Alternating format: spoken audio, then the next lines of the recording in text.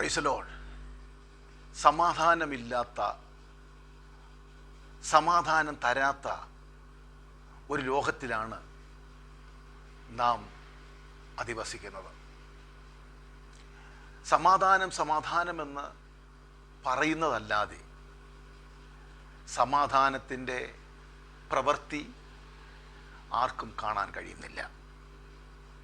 മനുഷ്യൻ ഏത് തരത്തിൽ സമാധാനം ലഭിക്കുമെന്ന് ചിന്തിച്ച് വ്യാകുലപ്പെടുമ്പോൾ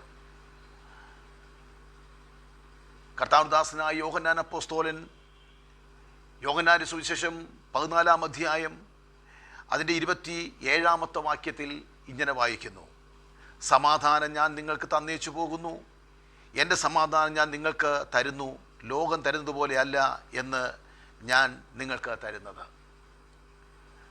മനസ്സിലാക്കുക, ലോകത്തിന് തരാൻ കഴിയാത്ത ദിവ്യസമാധാനം സ്വർഗം നമുക്കായി ഒരുക്കി വച്ചിരിക്കുന്നു.